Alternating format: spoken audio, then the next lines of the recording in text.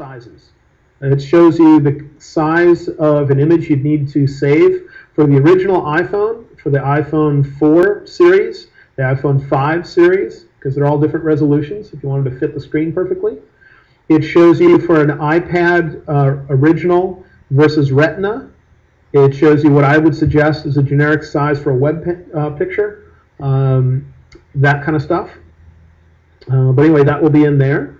But you can look up this info if you ever want to know what's the resolution of your iPhone. Just go to apple.com, click on tech specs for your phone, and you'll find it right there. Same with Android phones and all that. So anyway, I'm going to do this just as a generic size for like internet or something. 600 width, and let's just say 450 in the height. That's an alright sized image on the internet. Over here on the right it says resolution, and this setting is only used for printing. If you're not going to print your picture, you're going to view it in a web browser or an email, you can type in any number you want, including 999999999 to see how high it goes. Click on another field, it'll tell you. Okay, including 65,000. That number is ignored. It means how big are the pixels that make up your image when you print them. But if you're not printing your image, it's ignored. On the internet, it's ignored. On email, it's ignored. So it's irrelevant what's in there for those purposes. If you're doing this for printing, I have a table. See if I can find it quickly.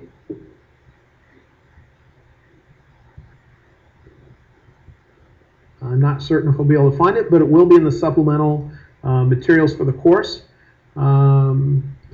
Just take me a second to see if I can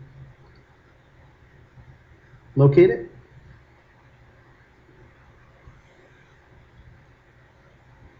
It's not in here yet unless it's in there. Let's see.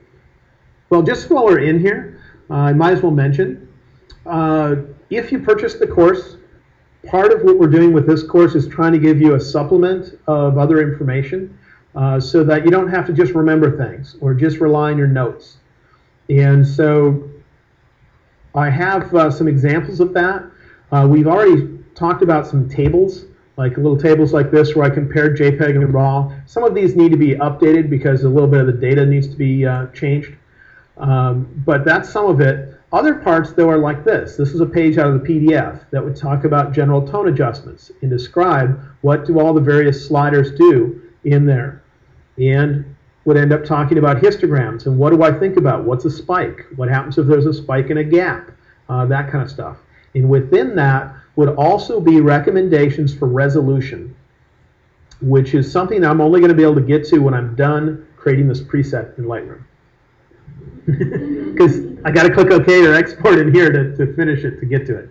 So just so you know, there will be something that gives you a recommendation for what to type in for various uses. 240 is a generic number for printing, like on your desktop printer or on a high-quality magazine. Below that, we have output sharpening. If we sharpen it, we can sharpen it for on-screen use, like for the internet, or for your iPhone, or you can do it for printing, either matte or glossy paper. And then a personal preference for how much sharpening you like. Do you like really sharpened images, or do you like to barely see the sharpening at all? Here we go, metadata. Do you see where it says remove location info? That's where it would strip out the GPS data. Because let's say that you went and shot an ultra secret location that very few people know about, and you're going to go upload that photo to Flickr. You don't want people to be able to look at the data for the file and get the GPS coordinates for exactly where you shot it. So you can remove the location info. Also up here you have the choice of how much stuff you want to strip out. Do you want them to be able to know what camera you shot it with and what your aperture and shutter speed settings were? Sometimes you don't want to share that information because other people would copy what you're doing to get a certain effect.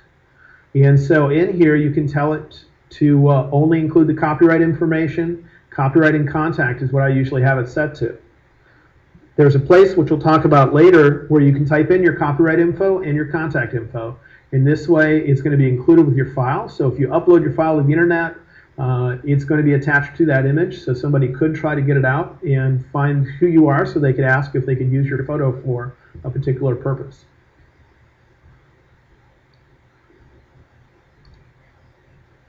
Watermark